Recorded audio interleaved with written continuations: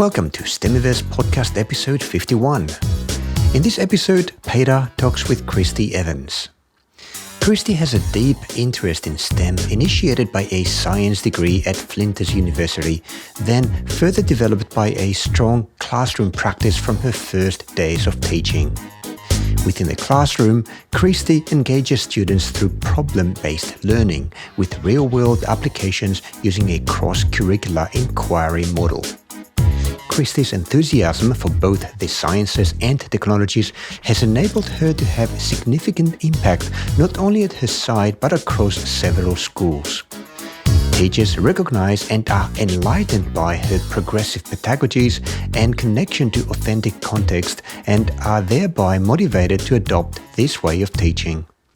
This is Stemiverse podcast episode 51. Stemiverse is a podcast produced by Tech Explorations. Our mission is to help educators become awesome at teaching STEM, be it at home or in the classroom. Whether you are a professional or casual teacher teaching in a classroom or a parent or caretaker teaching at home, this podcast brings you the knowledge and experiences of practitioners, academics, entrepreneurs, and lifelong learners who are passionate about education and strive every day to help our children prepare for life in a world of radical change and, why not, abundance. Hi Christie, thank you for joining me on another episode of Stemiverse. How are you today? I'm well, thank you very much for having me. My pleasure. Where are you? So at the moment at CV Downs Primary School. I'm actually sitting in my office. I'm the STEM coordinator here as well as a 6-7 teacher. So I'm responsible for rolling out STEM reception to 7 here. And that is somewhere in South Australia, right? Yeah, so CV Downs is south of Adelaide along the coast. Right, and for our international audience, Adelaide is the capital of South Australia. It's where the big bite at the bottom of Australia is. Yeah, that's right. Yeah, that's how I put it in my mind. So the bite, shark bite. So, Christie, could you take a few minutes and tell us about your background, in a nutshell, your journey in education that brings you to where you are now? Sure. Well, it's been a long journey, but I actually, when I left school, I went and studied a science degree. I didn't actually go straight into teaching. I've had several careers before going to teaching. So as a mature age student, I went back to uni and studied education. And then did various sort of stints from reception. I taught French for a while, all the way up to teaching 6-7. So I've always been a primary school teacher. And when I hit teaching year 7s, I sort of found my niche.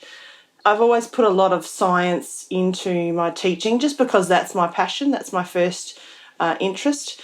And I've found that students are automatically engaged in science because science is, I guess, fosters that curiosity and it enables kids to sort of find out reasons why things are the way they are. So in a nutshell, that's sort of my journey. I've been through 3 different schools.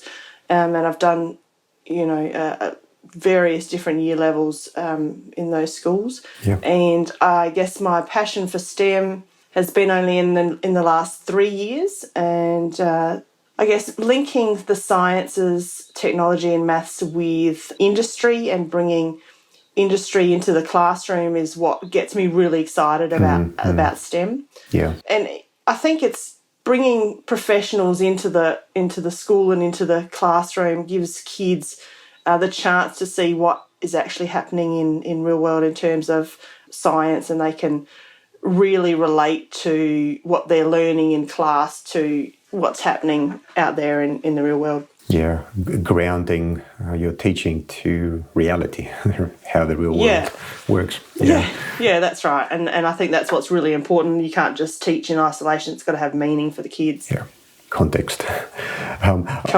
I wonder, when you started your degree in science, I think you studied at Flinders University.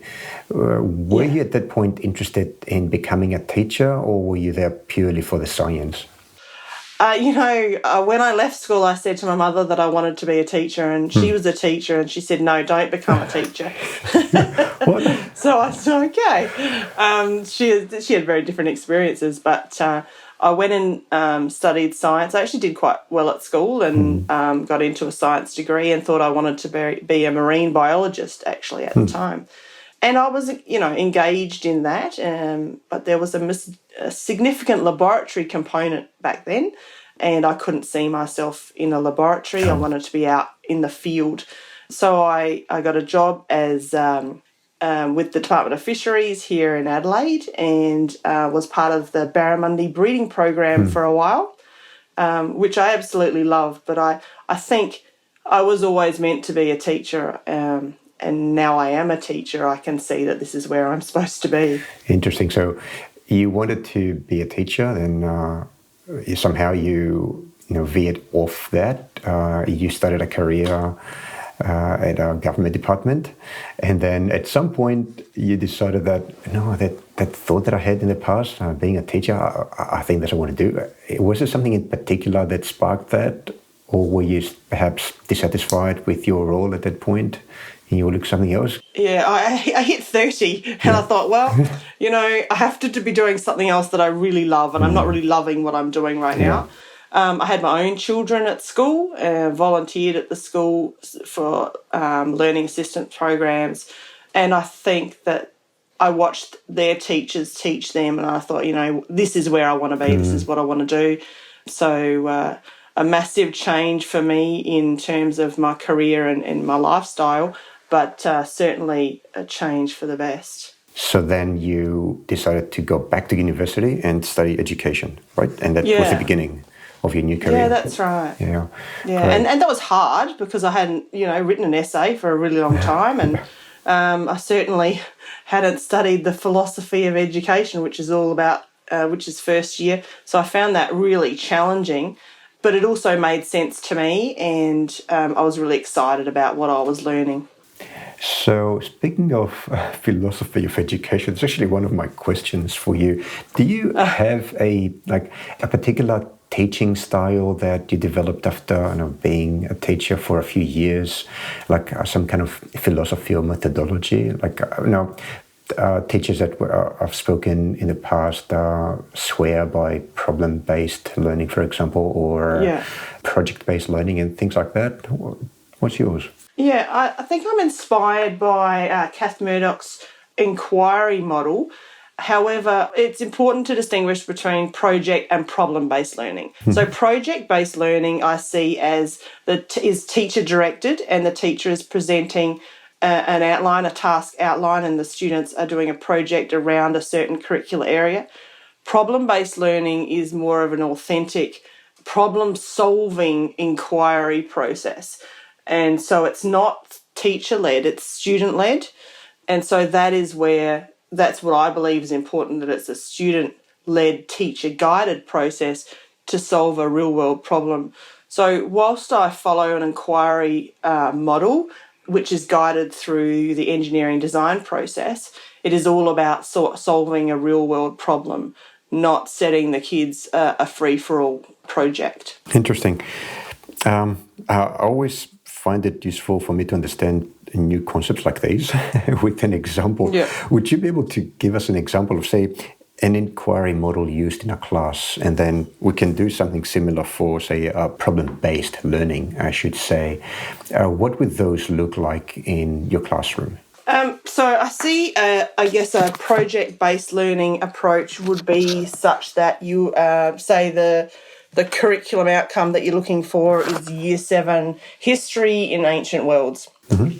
So the teacher would set, maybe they can make a choice on what project they want to do. Maybe they're doing a project on ancient China or ancient India, ancient Africa, but the outcome would be exactly the same. So the teacher would prescribe, this is what your project is going to look like. Yes. This is the rubric for your project.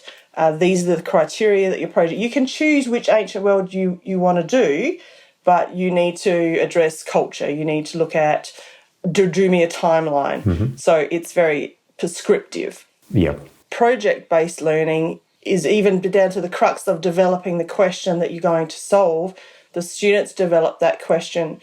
So, for example, the way we run project-based learning at Seaview Downs is we have an industry partner come into the school and present a problem that they're having in industry. Everything from local kindergarten to national construction companies come and talk to the kids. Now, that's really overwhelming for students, but it makes it real for them. So once they've presented that problem, the students then develop a question that they can answer in terms of solving that problem. And that question is actually really hard to develop.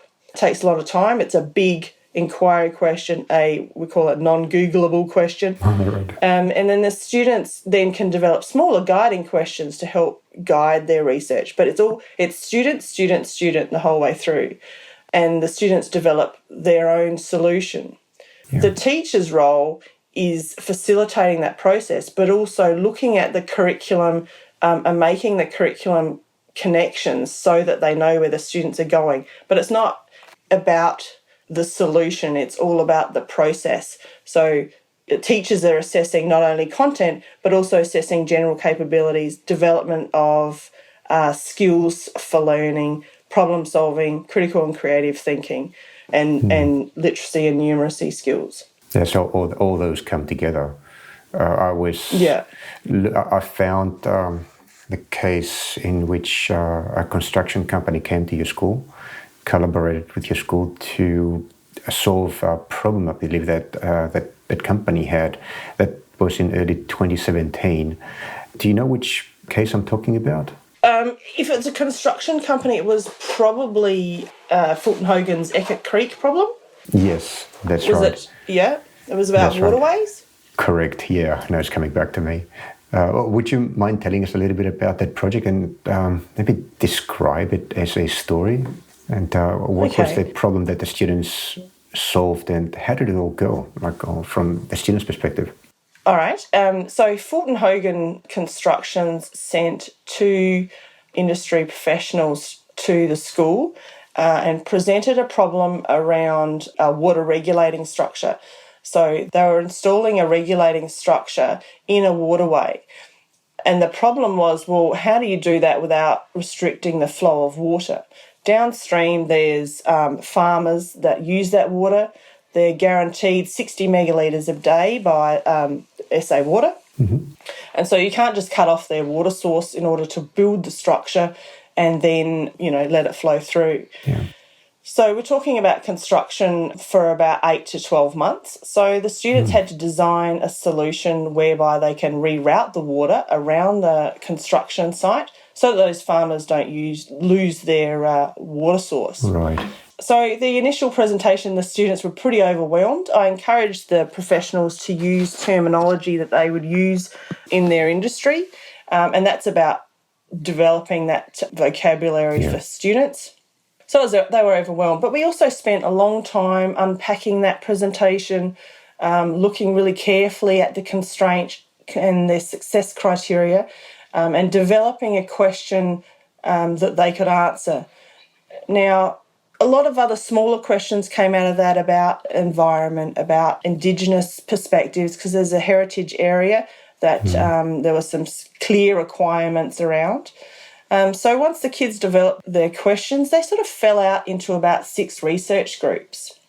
And we had students working in biology on plants, biology animals, Indigenous, agriculture. Now we had a maths group, and then we had... So, I don't know, there were 7 groups anyway. It's okay, yeah. Just a summary. Yeah.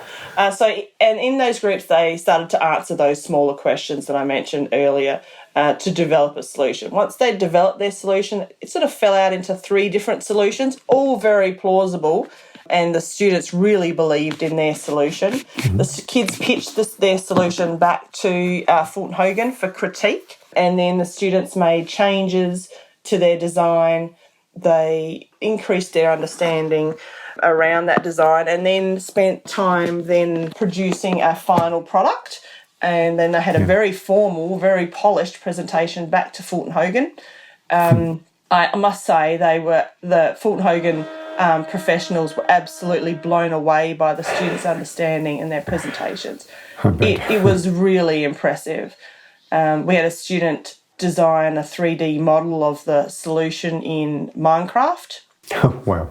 We had static models. We had online presentations, prezzies, websites. We had all sorts of things that the students produced. And I'm talking about 11 and 12-year-olds really having a very clear understanding of construction methodologies and design ideas and using the appropriate terminology to describe those things. So I could not have wished for anything greater. That was their first go at problem-based learning. And for them to come up with what they came up with was outstanding, yeah. So we're talking about, 15 or 16-year-old kids? 11 and 12-year-olds. 11 and 12, yes. Year 7, is that correct? Yeah, 6s and 7s. Yeah, that is like very impressive.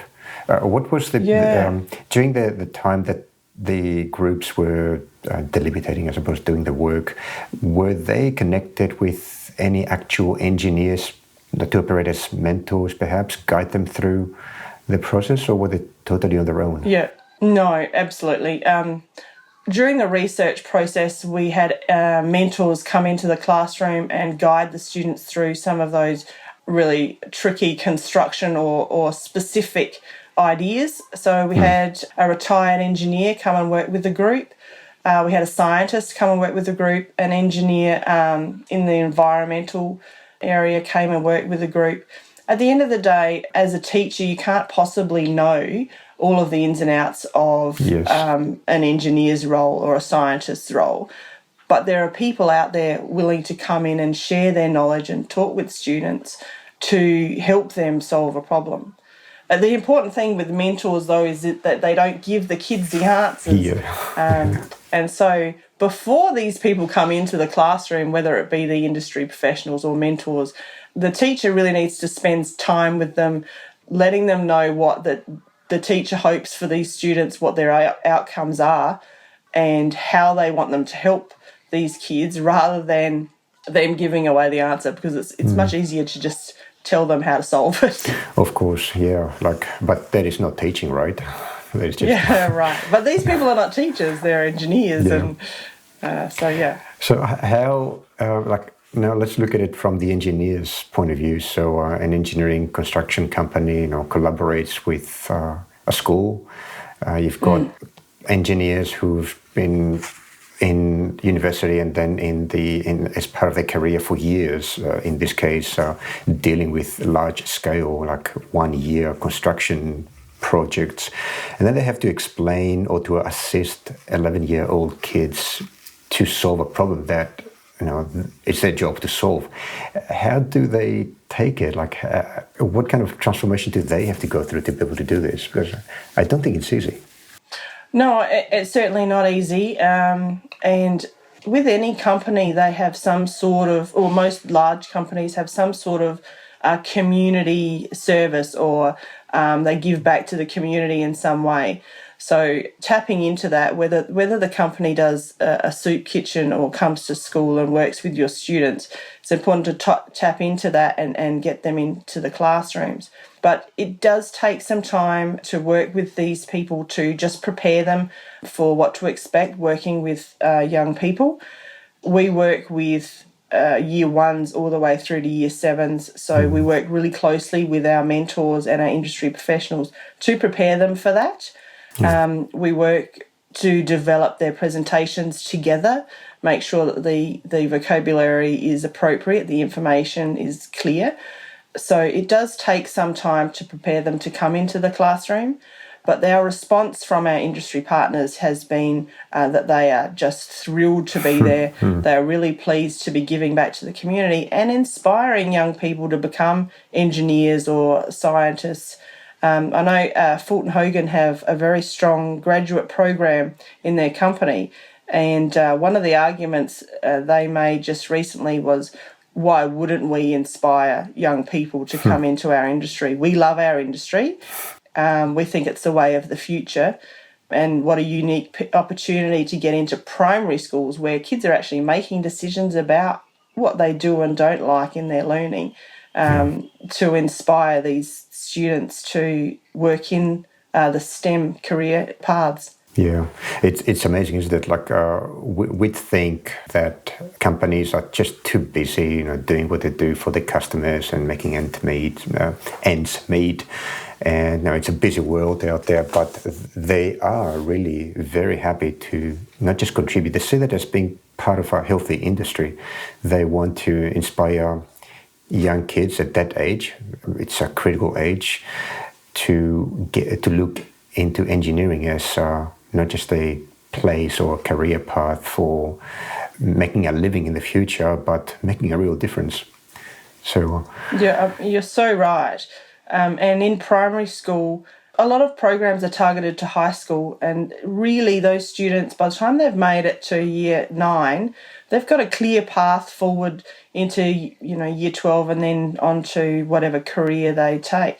Inspiring primary school students, I think, is where we're going to make the shift, make the change, particularly young girls, getting them excited about science nice and early will inspire them to take those courses in high school.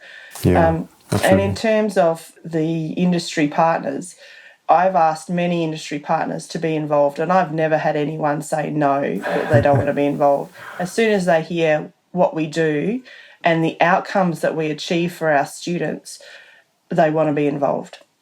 Could you drill into that a little bit more? How do you approach companies to invite them to do a collaboration project? And imagine now that you are receiving this question from a STEM teacher, it could be somewhere in Australia, it could be overseas as well, saying that I'm really interested to have a project like that, but I don't know where to start. What kind of advice would you give to them? That's a common question, and I've spoken at many conferences about what we do, and that's the question that comes up all the time. Yes, I agree that it's a good way of doing things. How on earth do I start? How do I find an industry partner? And there are many places you can find industry partners. Local council is a really good place to start, because there will be lots of things, whether it's construction or development happening in local area that you can tap into. And it's just a matter of going to the education-related person at the council and having a conversation with them about what kind of changes are being made in the area and what problems are they having with them. I mean, my first construction company that I work with is my husband's company. There you go. Yeah. So you start from what you know. Yeah. And once you've done one and the word gets out and parents start hearing about what their students are doing in their class, and they come home so excited about maths and science, they're quick to pass the word. And I'm now in my 4th year of this way of teaching, and I am inundated with people that want to work with students because they want to be a part of this change in education. I guess look close in a nutshell. Your local council obviously usually has a lot going on, but parents as well. Parents could have either their own companies that could provide this type of collaboration, or access to companies that they are associated with somehow. So I guess you don't have to go too far. Just no, and close. actually in major water and electricity companies, certainly in Australia, I'm not sure about overseas, they have an education outreach program. All of them have one. Yeah. So it's just a matter of contacting the right person and saying, we want to bring you into the classroom, we want to talk about issues around water or issues around electricity or telecommunication services, and that is their job. That is what they do. So they are looking for schools to come into and work with students. Yeah, great. I'd like to shift over to the student side now. So you had those year 7 students that worked on a fairly large scale problem. It's not a blinking LED anymore. It's diverting a whole waterway, affecting a lot of people, dealing with constraints and so on.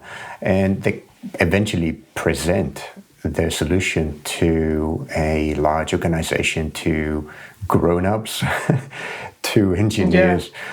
That must be a transformative experience. So What are some of the comments that you have heard these students saying to you, and the transformation that you saw in them, not just right after the end of this experience, but going on the few years after that, like were some of the students eventually taken into a path that takes them through a scientific or engineering career? And especially girls, if you saw any changes in how girls are thinking about this. So it's really interesting because your high flyers in your class are suddenly presented with there's no right answer. And that is really overwhelming for those students. But the other kids that are maybe not so academic but are really engaged in problem solving and can see the meaning for it suddenly just come alive, and you suddenly notice the students that were maybe not as engaged in your teaching as you would have wanted are suddenly really excited about this and have a higher level of engagement because they see meaning in their learning, and that's sometimes for the first time. So they are coming to classes with questions about maths or biology because they need to know the answer in order to keep moving forward in their solution. So the changes in those students are significant. We've always got those kids that are really good at computer sciences, and suddenly they can develop a Minecraft model or they can take their interest at home and bring it to the classroom, and suddenly people are asking about, how are you doing that, or how can I help you, or can you teach me how to do that? There you go. Yeah, that's amazing. So that's turning teaching on its head. The student becomes a teacher now. Yeah, absolutely. And they become the expert in that area of development, or of that area of research. Yeah. The students, their comments about what they're doing are so positive. They're excited about going to STEM lesson. They still see it as something extra. They don't actually make the connection all the time in the fact that they're actually doing maths or science or whatever it is they're doing. They just see it as solving this problem for this company, and it's really important, and we need to focus, and we've got a deadline, and, And interestingly, there's a lot of schools that are now offering in high school STEM learning programs. Now, students can't apply for those programs if they haven't had experience in STEM or problem-based learning or digital technologies in primary school.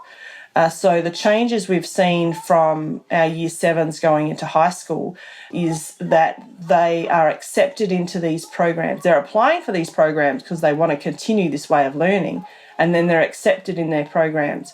So since developing this program, we went from 2 or 3 students applying for science-based or STEM-based programs in high school to, we're talking now 8 to 10 kids applying. Not only applying, actually being successful. Yeah, great. Which is huge. That's changed their career path, their learning path, their education.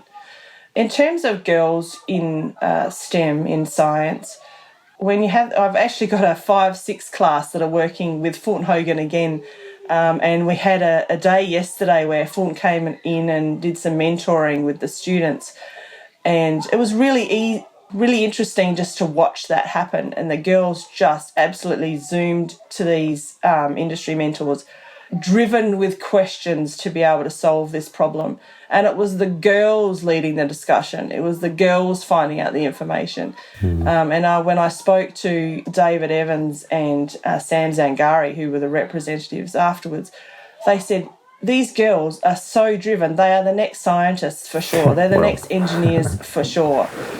So even they noticed the change in enthusiasm towards this way of doing things from the girls.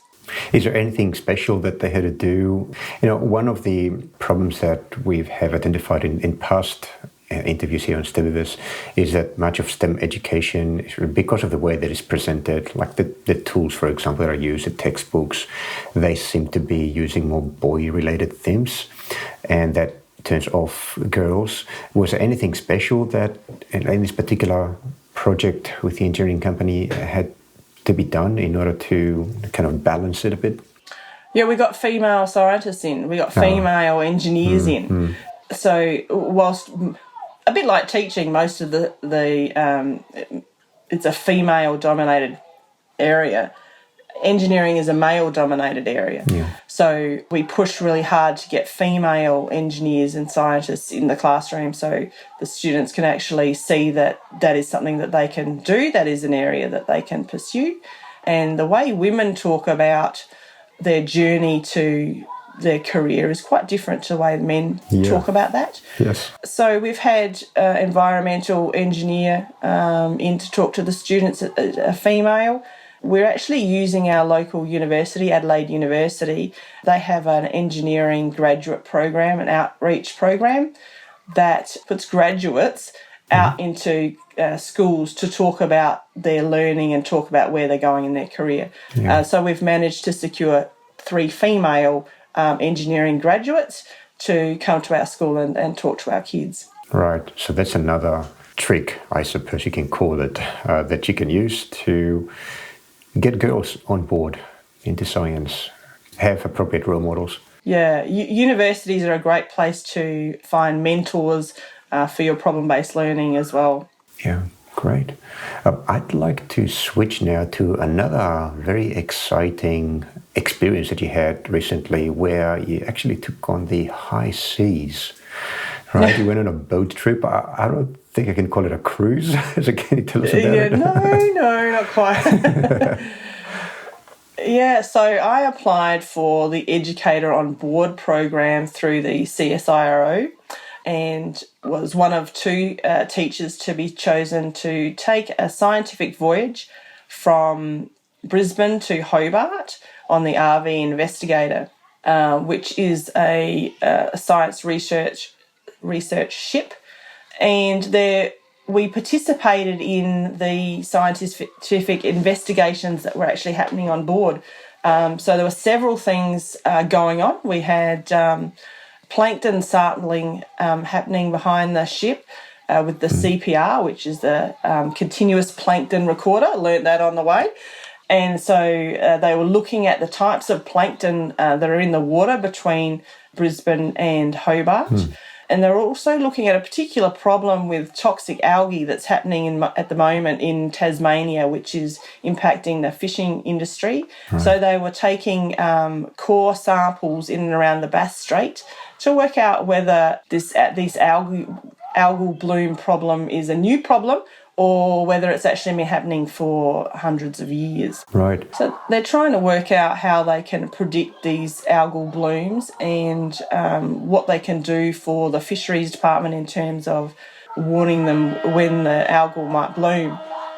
Yeah. The other thing is we worked with the Navy. They're doing some oceanography and meteorology to have a look at record the sea floor to help their navigation through those waters. Oh, right. So it's, really interesting stuff. And the scientists on board were just so excited and passionate about their area of science. This was a trip that is regular, right? It wasn't a trip that was organised by the CSIRO specifically for you, for the teachers, but you essentially joined a scientific trip that was already scheduled and got an insider's view of what scientists are actually doing in the field. Is that how it worked? Yeah, absolutely.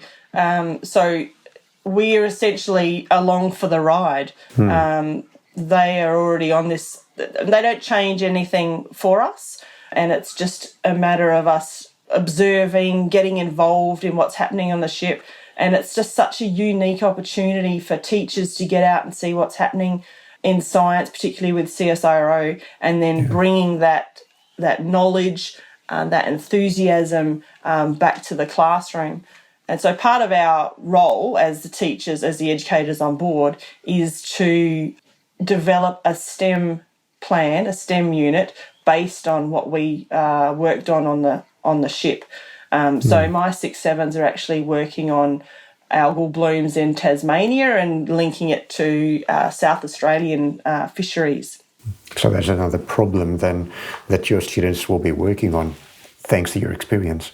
Yeah, and I mean, it was just such a unique experience. I'd do it again in a heartbeat, but I don't think I can do it again. But How did that? Oh, yeah, somebody else has to take a turn, right? Otherwise, yeah, you'd be on every trip. yeah.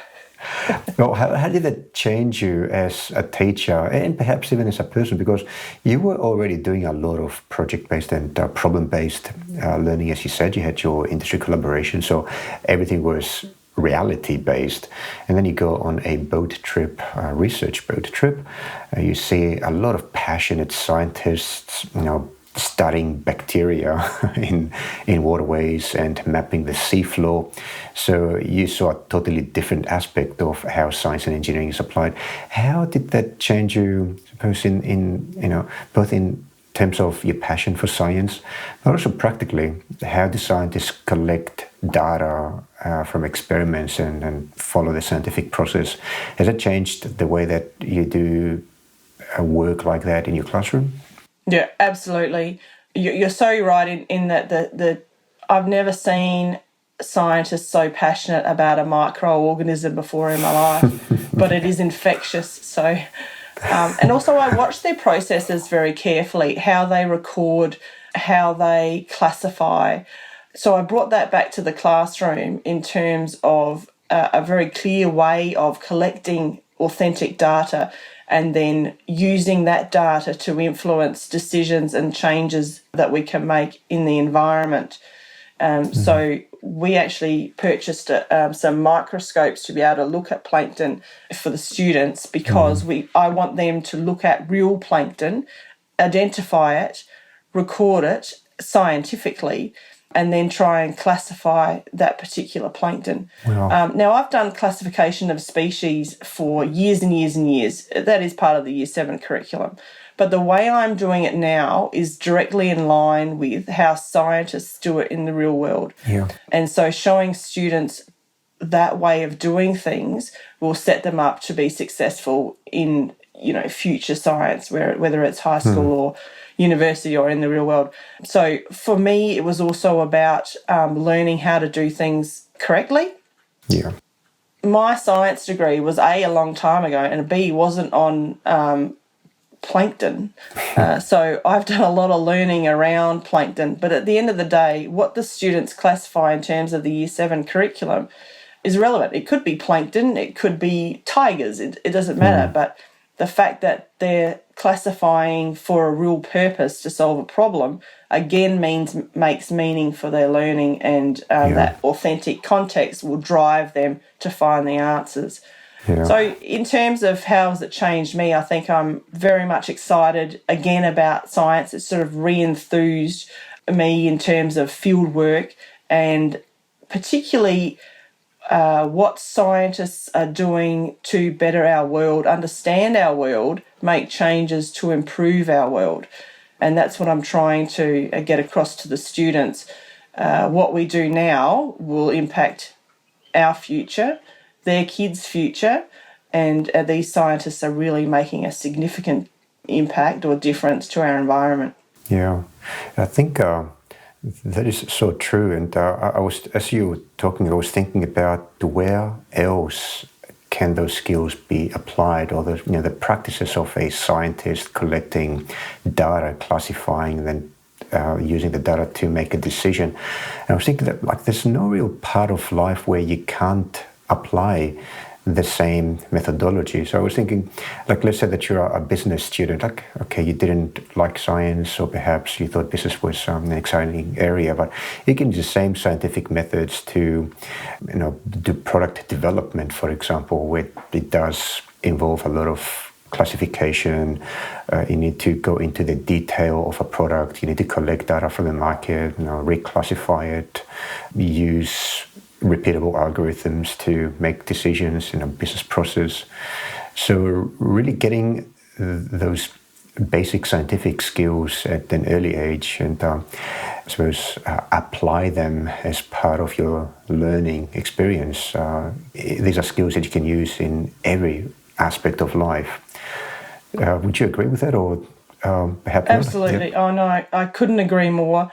And so part of this process, this STEM learning in terms of problem-based learning, is all about developing skills for future learning, regardless of what that learning is. Solving problems, following processes, designing and redesigning, critiquing, all of those things can be applied to any area of learning or problem solving. And that's what we're seeing across the board, is students are bringing those skills to other subject areas, other parts of their life, in their sport. Yes, that's right.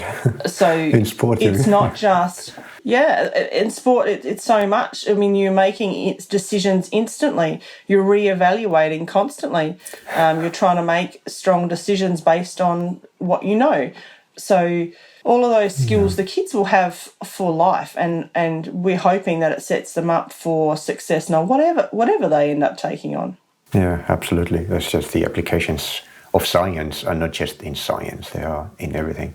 Just as an aside, I was reading an article about how scientists are using computer models and supercomputers to model the Tour de France, which means, imagine you've got like 100 cyclists just speeding through our countryside in France, and they have headwinds, and the purpose of this model that ran on a supercomputer was to figure out which position in the pack, and I'm not sure if I'm using the correct cyclist terminology, but say a bunch of cyclists that are cycling together, which position should you take in order to maintain maximum speed but at the lowest energy expenditure?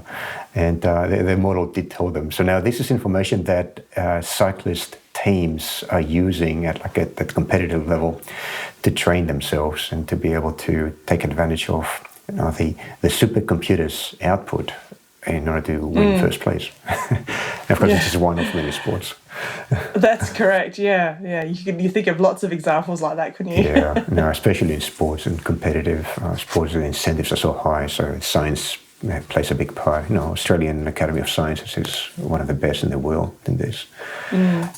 Could I ask you still just one more question about your trip on board the RV Sure. Investigator? In order to participate in a future expedition, do you need to be somebody with a technical background or have already some science training, or could perhaps an arts teacher or an English teacher also participate? So it's not prescribed. So it's any teacher that wants to further their education, understanding of STEM at primary school, high school, university. It's open to anyone.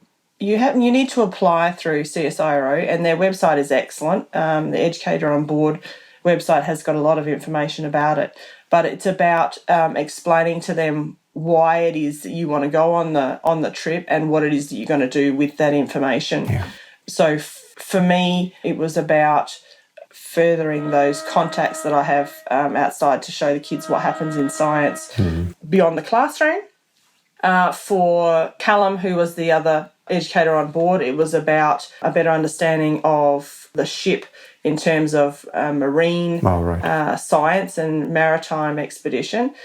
So we got quite different things out of it, but we are both taking our experience back to the classroom and inspiring our students with greater knowledge as well as increased excitement about that area of learning. So it is open to anyone. You don't have to be a science teacher. You need to just be able to explain what it is that you're going to do with your learning beyond that trip. Right. So you need to have a plan, right? You need to explain to the people at CSIRO that will actually have to go through all these applications, and I'm sure there's a lot of them, what you hope to get out of the trip and how you're going to use it to benefit your students. Apart from that, everyone is welcome. That's right. Great. Yeah, absolutely. Because it is about, getting out what CSIRO are doing, what scientists are doing, getting out that information out into the community and inspiring our students to, take those sort of careers. So they're keen to get as many teachers as they can on their trips. I think I was on trip number 2, and then they're about up to trip number 4 now. Right, so it's a fairly new program. It is a new program. I think they're going to need more ships where it's going. More ships, more trips, Maybe once a week. Yeah, that's right. And they need probably more positions on, so they need a bigger ship as well. Hopefully. All right. It's quite a big ship anyway. It's got laboratories on board and huge communication rooms, and it's a massive ship. So it is, but not quite the cruise ship, and you still get sick. I was going to say you need to pack some warm clothing, and I suppose utility clothing, and stay warm because it is the South Australian Sea, Barons Strait. It can get wet and cold down there. It was certainly wet and cold. We had 6 metre seas, and it was, and it's 7 floors, so you need to wear your sneakers and go up and down. My fit legs when you get off the boat. It's not a cruise to the Caribbean. It's much better. Nothing like a cruise. Well, Christie, let's go into rapid fire questions now. I'm just going to ask you a few quick questions, and you can take time to answer them if you like. It's okay. So let's see. Is there a person, perhaps fictional, could be real, could be fictional, could be a past teacher, that you believe has influenced you a lot in the way that you teach? That is a really good question. I don't know that I could narrow it down to one, but I would have to say that the Australian Science and Maths School, I've done a lot of work with them, and they certainly have influenced how I teach problem-based learning. In terms of science, I had a biology teacher. Sheila Resnikoff was her name. And she was the most passionate, excited teacher that I have ever had, and I've never seen anyone so excited about biology, except for maybe on the CSIRO Investigator now. But I think she really encouraged my curiosity in biology, and so she definitely got me excited about science, and I think that was about year 9 science, so a long time ago. Yeah, it's a long time ago, So both of those people, and also Kath Murdoch has spoken at many things, and I really like the way she turns questioning over to the students. I think she's also influenced my way of teaching. And a local teacher, Brighton primary assistant principal, Sue Gardboat, and I worked really closely together several years ago, and I think we both influenced each other's teaching because of our passion for problem-based learning. So, it's interesting. I don't know that I actually answered your question. Yes, you did. It's interesting because when pretty much everybody that I've asked this question have said that it's not a single person that has provided influence, like it's accumulation of a lot of people over the years that shape them who they are. And of course, that makes total sense. But I just want to start with one and see where that takes us. But I'm the same. Okay. Like I can't think of a single person that has influenced me. I've read so many people's books, and I've had experiences with so many teachers in schools, universities, and I believe all that eventually shapes us into who we are. So great, thank you for that. I guess another question that I want to ask is just a more technical question. Are there any software applications or pieces of technology like gadgets that you use to support your teaching that you could recommend to others to have a look at? It could be things like tools that you use to create content or that you use in your classroom, things like that. So generally when we're talking about STEM and solving a problem, I will have lots of resources for students to use, and it's about the students choosing the resource that best meets that need and that they're comfortable with. So we have everything from, robots and Bebots and WeDos and Edisons and all sorts of things. But I think the thing that I use most in my teaching in terms of an app that supports my teaching is actually an evidence app. So it's about collecting evidence for assessment. I use that religiously. Yeah. And so I probably find that the most useful.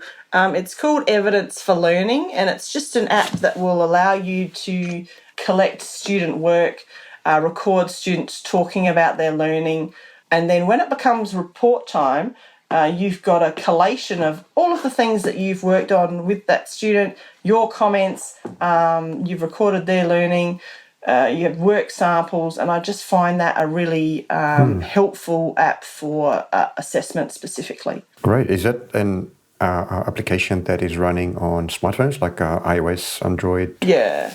Great. So it's an Apple app called Evidence for Learning. Great. We'll look it up and link it in our show notes. Let's talk about advice. So let's say you've got a new graduate of the education department in the university and they want to teach STEM. What would you advise them?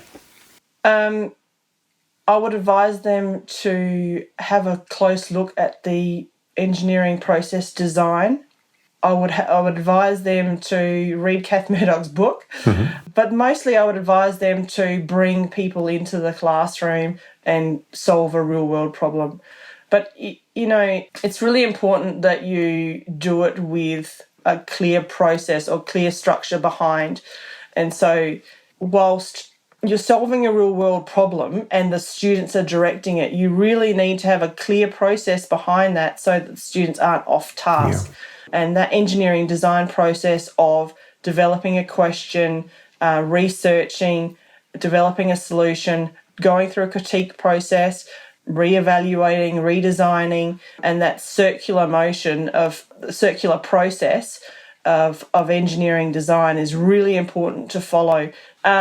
That process is really important because it keeps the kids focused on the solution, and they don't get sidetracked by external influences, because it's very easy for students to go off on tangents. But if they have a clear process that they need to stick to, a way of recording their research and their understanding, and that notion that they are responsible to feed back to an industry partner, will keep them on track. So have a process. That would be my advice.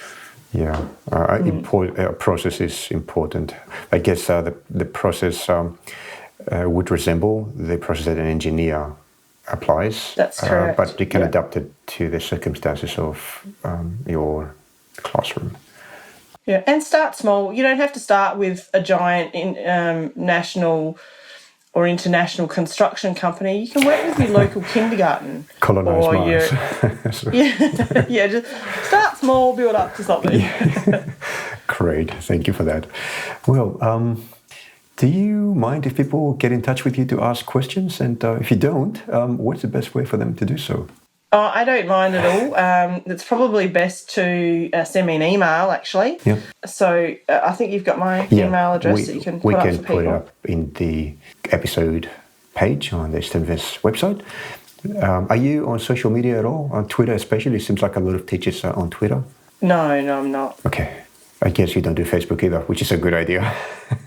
Yeah, no, I'm not on social media. I've decided not to take that line. Yeah. So it's really important for me to, I guess, keep my private life and my professional life separate. Absolutely. So, yeah, but email is just fine. I'm happy for people to email me. All right. Christie, I think you have a YouTube channel. Is that true?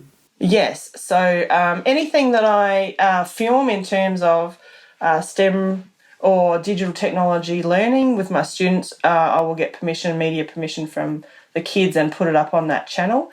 So that's SDPS Teacher. And there's several, on YouTube. And there's several videos about kids talking about their learning, as well as I think there's a couple of projects. One is the Fulton Hogan project that we've talked about today. Another one is Amaram Cork that we worked with last year. That's up there. And as I finish projects this year, we'll put some more stuff up there.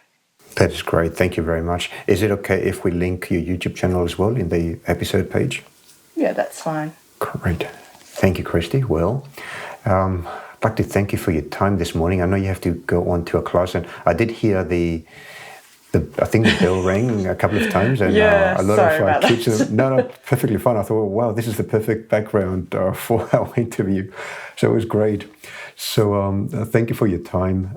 I really appreciate it, and the insights that you had. I found both the engineering, like collaboration, and the trip that you did with the CSRO were amazing stories to have.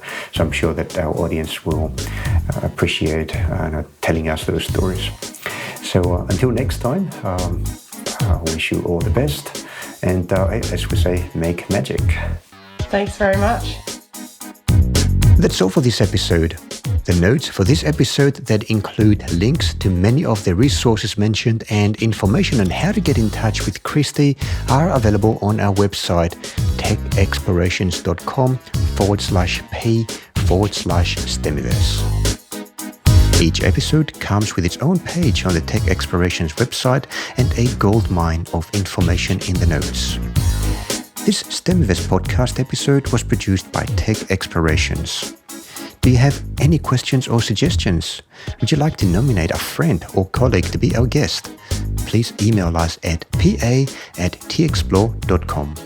Subscribe to us on iTunes by searching for the name of our podcast, Stemiverse. That's STEMIVERSE. Thanks for listening, and we'll see you again next time.